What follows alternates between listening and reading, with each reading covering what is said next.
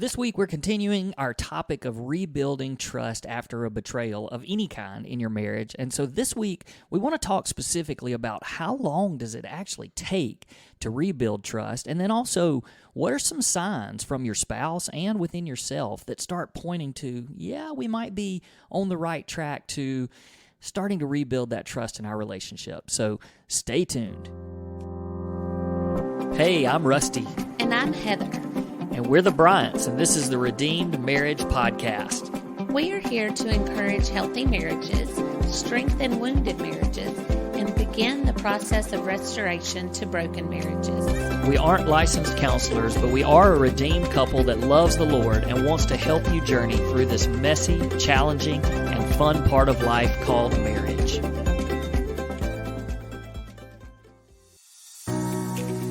Hey everybody, welcome back to another episode of the Redeemed Marriage Podcast. And this week we're going to follow up. We're going to take Logan's advice. Yes. I mean, Logan said last week when we said, hey, the rebuilding trust topic is a little bit too long. He said, why don't y'all just do a series of 3? Or we may not make it 3. It may just be 2 May series, just be a 2-part. Yeah, and honestly, this is about rebuilding trust, but you know, there's just layers and layers and layers to this. Sure. I've been thinking a lot just about rebuilding trust just since last week. And if you haven't listened to last week's episode, please go listen to it. We talk about just kind of the first steps to rebuilding trust, the very basics: stop and sever. Yeah. And so if you want to know the details about that, go back and listen to that. But there's just, it's like an onion. There's just layers and layers and layers that you just peel. Mm-hmm. And I think that because of that, the first thing that we're actually going to talk about today is just the time that's involved in rebuilding trust, because there's so many questions, and we get questions and people come to us that they say, when will I ever trust my spouse again after a betrayal? Mm-hmm. Or how long is this going to take? Or it's been such and such amount of time and I can't get it out of my mind. I can't stop thinking about it. Or on the other side of that, when is my spouse ever going to trust me again? Yep. You know? Yep. Like, how long is it going to take? What else do I have to do? Right. I've already done this and this and this and this, and she still doesn't trust me, or he still doesn't trust me. Yep. And like I said, I just think that there's so many layers to it. And so because of that, it does take time. Sure. And like, if, you know, the very first thing that I just want to say before we even start diving into it is it takes time. It does. And I think that the way that you approach the time that it takes will really be what adds value and healing and, you know, the future of your marriage. Because we've said it before, if you just try to sweep it under the rug, not brush it under the rug. If you try to sweep it under the rug, you're not going to deal with it now. You'll end up dealing with it later. That's right. You got to walk through it. And that's the part of peeling those layers of that onion. And that takes time. Sure. You could chop right through the onion. Mm-hmm. It's a lot quicker, but you peel it, and it just takes time going layer by layer. So here's what I want. Where we're going today. We're going to talk about just the time that it takes, why it takes time, that kind of thing, how long it should take, might take. And then we're going to move into, because this was something you suggested, but what are some signs like that you can see in your spouse or even in yourself that kind of is saying, yeah, well, we're sort of headed down the right path towards trust again. Yeah. It's kind of like weight loss. If I'm trying to lose 20 pounds and I see I've lost a couple, then I'm motivated to keep going. And I'm like, okay. And then you lose 5 and I got this. And you keep rolling and it gets 10. It's just kind of a motivation. And so if you see ways that you're like, okay, she's starting to trust me or he's being trustworthy, then it's just kind of motivating to keep going. And you know that you're making progress. Last week we titled the topic, or the episode was rebuilding trust one step at a time. And that's what you're saying. It's some baby steps, a lot of baby steps, a lot of little steps along the way. So this week, we got a comment or a question somewhere. I don't remember where it came from, but somebody asked, It may have actually been through our website, and somebody gave a response on our contact form and asked us a question, and it was just, how long is this going to take? Like, I can't get it out of my mind. How in the world do I get it out of my mind? Mm-hmm. And we may have mentioned this on a podcast before. I know that it's been mentioned somewhere along the way. Maybe it's something we wrote, or I don't really remember. But disclaimer, and I have to say, do not take your theological advice from James Spader's character Raymond Reddington on The Blacklist. However, if you're familiar with that show, there is a quote, and it has become a very powerful quote to me. But I'm not going to go through the whole thing and the whole circumstances behind it. But basically, one of the main characters, his fiance was murdered, and Raymond Reddington wrote him a letter. And this is what he said in the letter. It said, "I want you to know that I do understand how you feel. There is nothing that can take the pain away, but eventually you will find a way to live with it. There will be nightmares, and every day when you wake up, it will be the first thing you think about, until one day it will be the second thing." And most of that sounds a little bit depressing, Mm-hmm.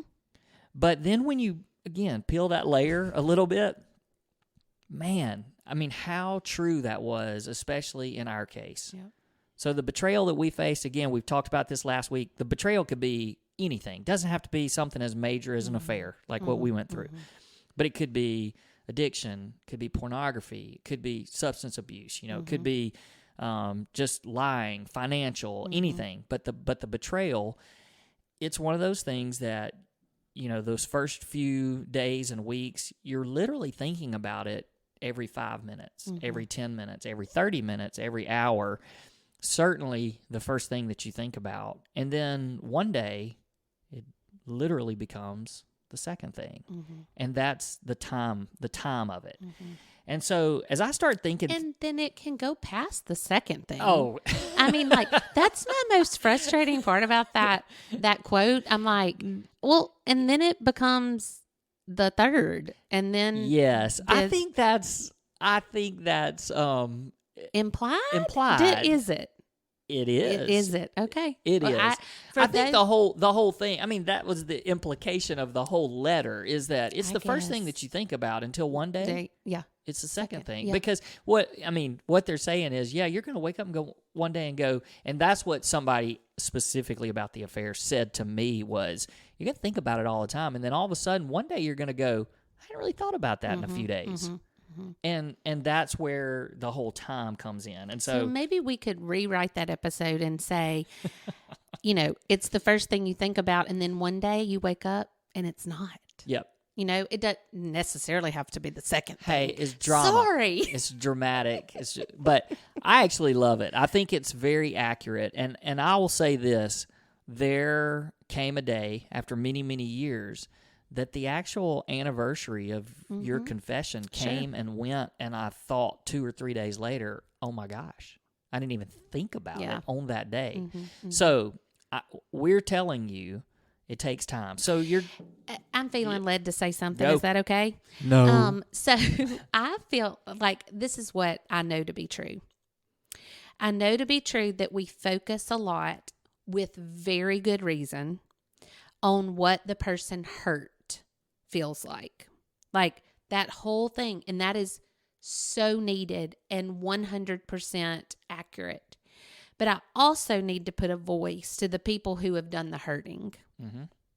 There were days after weeks after months that it's the first thing I thought about when I woke up, that I had done this to my family. And that's with all of these things. Like, I had caused the pain.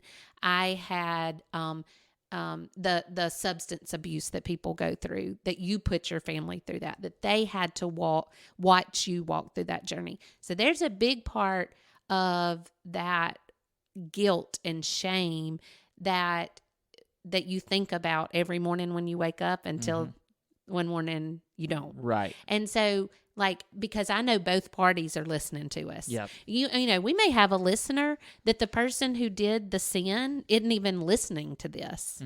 And so these are not did the sin, but was sinned against, didn't even listen to this. But maybe it's just the person who had who committed the sin or betrayed. who did the betraying. It's still just as painful, and that takes time. So I just wanted to throw that out there. No, and I think that one of the signs that knows that rebuild trust or trust is being rebuilt is the person that has been betrayed. When they can hear that, like I'm hearing that from you, and I go, yeah, I get that.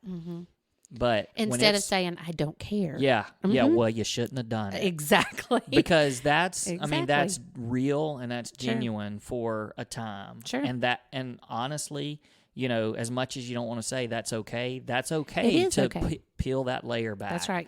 And that's what takes time. So you're maybe sitting there going, well, how long is this going to take? Like, I'm telling you, I read a lot of stuff, and there was some crazy stuff out there like, well, you can look at the length of the amount of weeks that the affair went on, and it will take about that many months for the healing to, and like that's kind of, honestly, I mean, you don't need a calculator. Yeah, and to be honest, I mean, what if it had gone on for like 2 or 3 years? Sure. Then you're going to take all those weeks and multiply it into months, and then, well, 15 years from now, we're going to maybe trust each other. Yeah. So it just doesn't work that way. And somewhere along the way, though, I heard somebody say, and it might have been in counseling, it might have been in a marriage intensive, but somebody threw out the number 2 years. But nobody ever explained why 2 years. It was just kind of this, that's about right. It's about right. Yeah. Well, I've actually done a lot of thinking on this. And I'm going to put a little bit of feet to that. Okay. I don't know if that's the right phrase, but whatever. But sweep it under the rug. But here's what I'm thinking of why 2 years is pretty accurate, because when it first happens, there's these stages that you go through, and I want to talk a little bit about those stages. I don't want to go too deep into them, but I want to talk about the stages and how long each one of those stages kind of last. But that whole first year, I mean, you're really talking about the first 4 to 6 months. It is a bit of a desperate, we're holding this thing together, we're learning, we're trying to figure it out, you know, all this. And then from 6 months on, you kind of get to that stage where you're evaluating, and are we doing better, whatever. But all along the way of that first year, everything's an anniversary to the person that's been, well, really to both sides, but to the person that's been betrayed.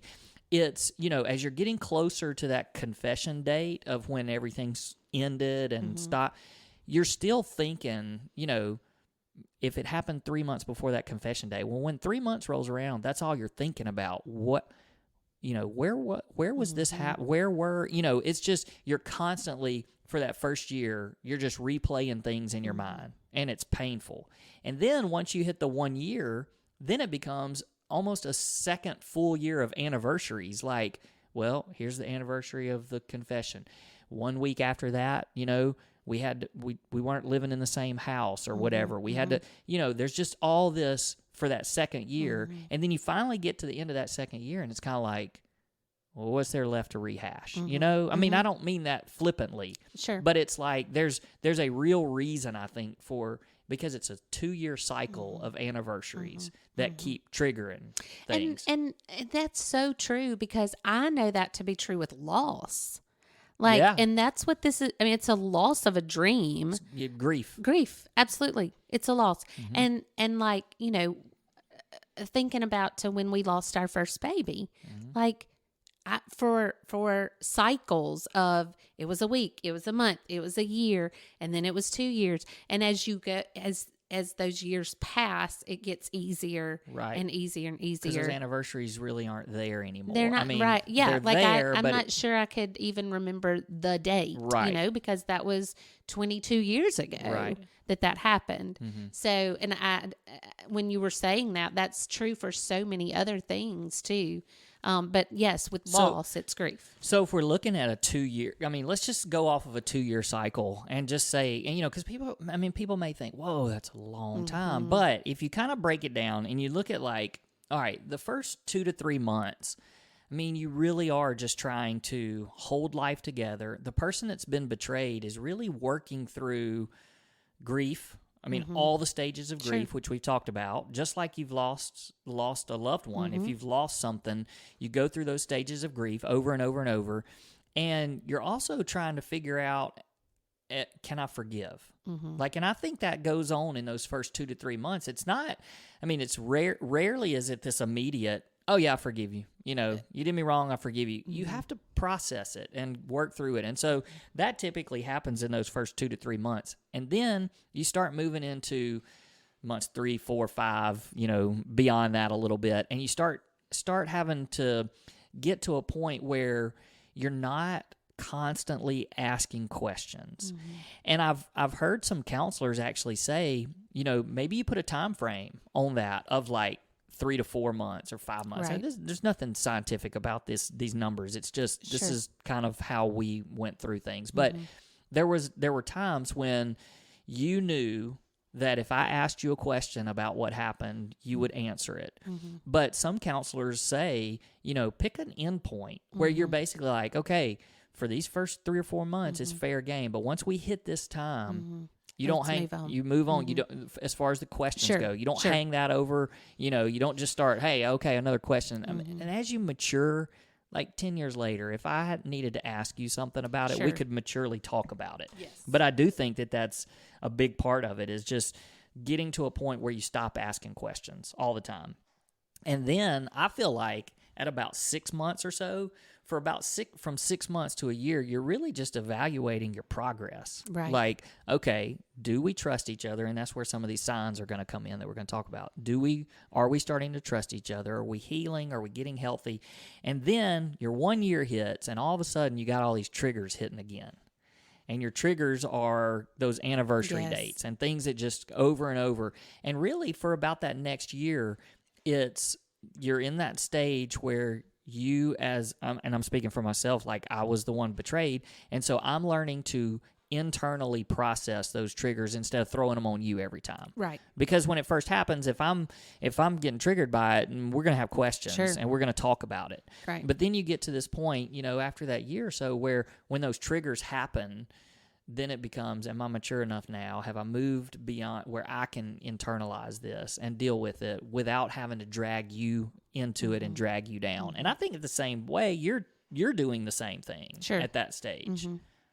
So, and so 2 years, is that, I mean? I mean, I think that's fair. And again, this is not something you take a calculator to. So if you're sitting out there and it's been 2.5 years, right, and you're still struggling with this, it's okay. Yep. Like and it's different circumstances, different people. I mean, it's different. But you just want somebody to tell you about how long it's going to take. And if you're sitting in month 1 and 2 years feels exceedingly difficult and overwhelming and stressful, like you're going to make it. Yep. You are going to make it. And that's why we do this podcast, so that people can look and say, well, they're right. It's a picture of somebody that made it. And I also want to say that just because, you know, you're 1 or 2 months into this thing, that doesn't mean that healing and, I mean, trust and stuff, it begins happening. Sure. You know, it's different for everybody. But like for us, August of 2011 was the confession, and in October of 2011, which was 2 months later, we were at a marriage intensive, and I would say that by the time we got to the marriage intensive, we were well on our way to healing. Now, that gave us a massive push. Sure. But compared to the other people that were in our intensive, I mean, we were way along. That's and so, you know, even to the point where, I mean, we knew our marriage was going to make it at that point. And that was 2 months. But did I trust you completely? No. Right. And so it just continued, you know, taking time. Right, so as we get through those, though, but even at that 2 months, what were some things that were happening on your side of things and my side of things that kind of gave us that encouragement that, we're taking those baby steps. We're starting to see we're going to be able to trust again. Right. What are some things that you thought about? Well, I know that at first I was very, very, very careful. Like, I didn't go anywhere by myself. I wanted to make sure that you knew that I was trustworthy. And, for me, one way to do that is just for you to know where I was and what I was doing. And so I, was very purposeful in where I spent my time. Mm-hmm. Yeah, that's good. And I think that probably the first thing that you did, and I know people don't want to hear this, but it was almost like you surrendered your rights a little bit, because it was like, okay, I admit, I'm the one that's caused this. Right. And so, fair game. Yeah. Like, it was, what do you want me to do? Yeah. What can I do to start rebuilding trust? And I think that if you get to, some red flags would be if you were like, no, this is my life. You don't get to have the password to my cell phone, or, I don't have to tell you everywhere I'm going. Like, that's a long road. You better, that 2 years, not happening in 2 years if that's the kind of stuff that's going on. Sure. And so, because remember, I gave you my phone. I had your phone for several weeks. I was like, here, I don't need it. I don't care. You take it. And of course, our children weren't grown and didn't need to get in touch with us and things like that. But that was just a small way that I could say, whatever you want me to do, I just want to start rebuilding your trust. Yeah, and I think that just being willing, to surrender those things, but also willing to answer any questions. So I know that for me, I had to get to a point where I completely trusted the fact that if I asked you something, you were going to tell me right the truth and everything that I wanted to know. It wasn't that I was going to say, all right, tell me everything. Sure. Start from day one and tell me everything. Yeah. But if something came up that I was struggling with and I said, I need to ask you about this, you would be willing to tell me, and I knew that you were going to tell me all the truth. It wasn't like I could pick up the phone and find out more from somebody else. I knew that whatever you told me was as bad as it may hurt. But that was a big sign of starting to be able to trust again. I know another thing was just you being willing to apologize even well after the fact. Like just being able to say, I know that I hurt you and I'm really sorry at just random times because it was your way of acknowledging, I know that you still have this burden and you still think about it. Well, and we've talked about this before. When I confessed, all of the pain, I shouldn't say all of the pain, but everything, the weight of it, I was able to take off of my shoulders because I confessed, but then I put that weight on you and I knew that. And so it was trying to be respectful and trying to be honoring to you by saying, I know that this hurts and I know that I hurt you. And if you have somebody, if your spouse is saying, or if you're one of the people saying, I apologized once. Yeah. How many times you want me to say I'm sorry? Right. Then that's something in your heart. That's right. And if you're the one saying it, stop it. Yeah. Stop saying that. But if you're the one hearing it, I'm sorry. Because I don't think that if we were laying in the bed tonight and I rolled over and said, I'm really, really sorry that I hurt you 10 and a half years ago. Oh, yeah. Massive. It still means the world. It does. And it's been 10 and a half years. Right. And there is a little bit of tension because we've dealt with this specifically with another couple where I think one spouse wanted to hear that, and maybe even at times like at intimate times, like because the spouse was sort of thinking, wait, are you thinking about me? Yeah. Or are you thinking about somebody else? Well, the person that did the betraying, they don't want to just bring it up because they're like, what if they weren't thinking about it? So there is this tension. And then they think that they're thinking about it. It's kind of like the Friends episode. They know that we know that I know that we know that we know that we know. I know that you know that we know that you know. Yeah, and so there is this cycle that we have to be kind of careful about. And that's where communication comes in. Absolutely. And so maybe there's the communication of, hey, I'm struggling right now. It would be okay for you to acknowledge.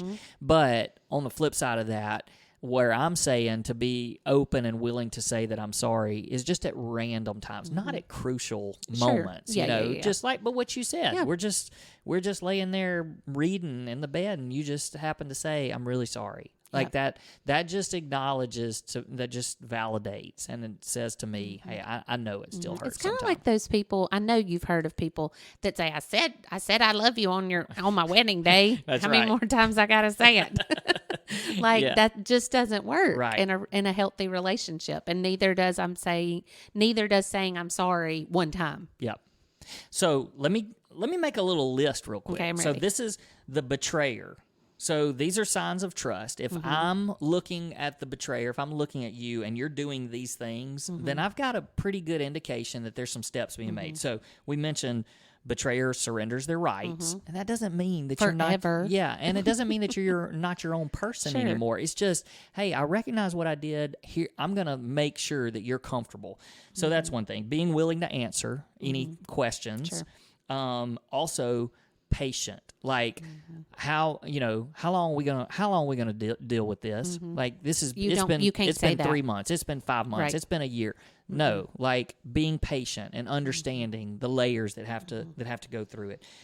The apologies that we mentioned, and also the updates. Like this is where I am. That's right. I'm taking a picture of me with my friend, and this is where we are. I just I want you to know. still do Still that. do it. Still do it. it. So flip the script for just a minute, and these are some things that I would say that if I'm doing these things as the person that's been betrayed, then I know we're taking steps. Right. And I would say the first thing is just forgiveness. Like you get to that point where you say, okay, maybe I don't completely trust you yet, but I'm not going to be held bondage to this anymore. So I'm offering forgiveness. You are forgiven for the acts that you've done to betray me.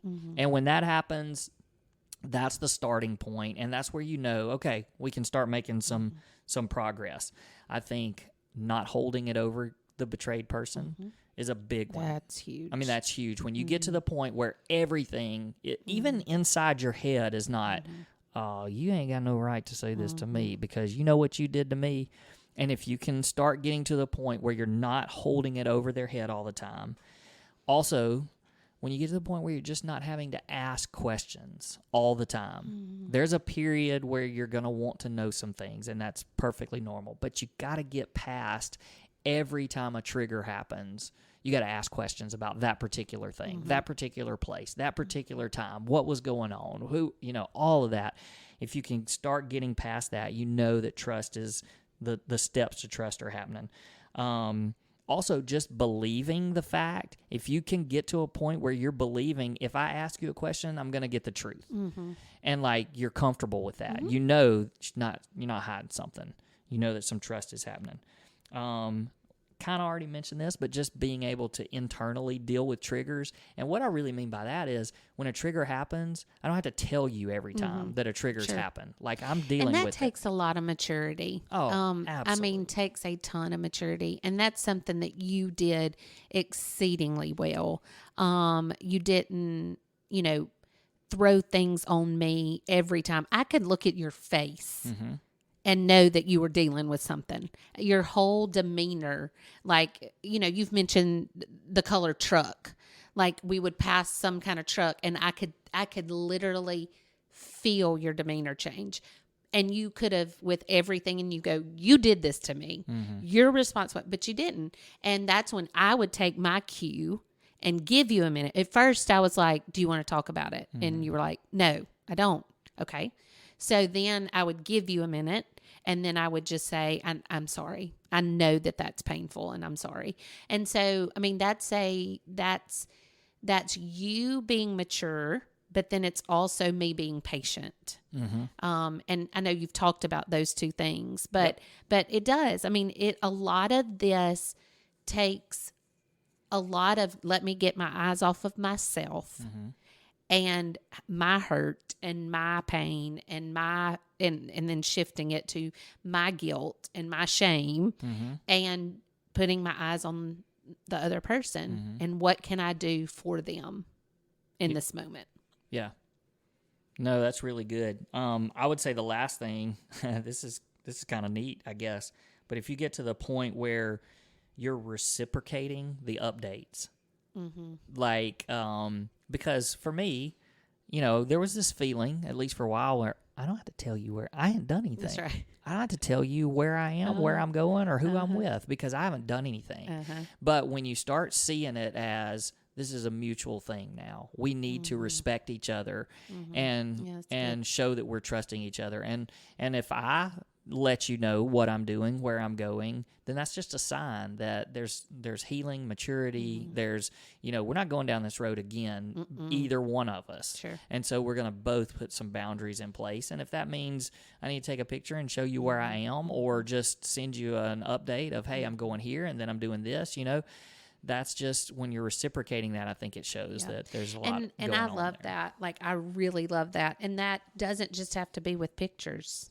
No. Like, for sure. I mean, like anything that may, like for me, you mentioned in several episodes about the gym. That was just a really hard place for me. And for you to be able to say, you know what, it's probably not best for our marriage.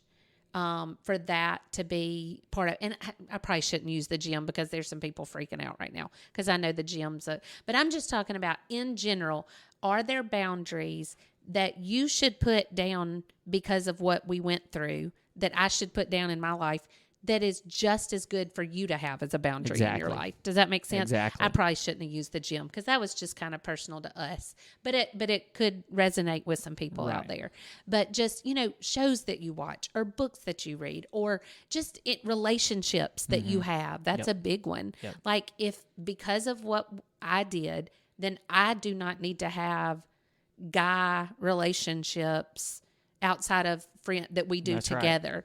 Well, that is just as much a healthy boundary for you, even though you've never done anything. But you don't need to play I didn't do anything wrong, so I can have a friend that's a girl if I want to. Right. Because that's just a healthy boundary. That's right. Period. That's right. So and there could be more that people are thinking about right now.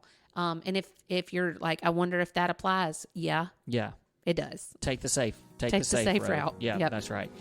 Well, I think that our child may have been right in that there's a lot of layers, and we should have extended this into multiple sessions or multiple episodes. But hey, we want to stay connected with you this week. If you could go to our website, rate, review, send us a note if you've got something that we can help with. We'd love to be a part of your story in that way. We love hearing from you. So until next week, we will see you then.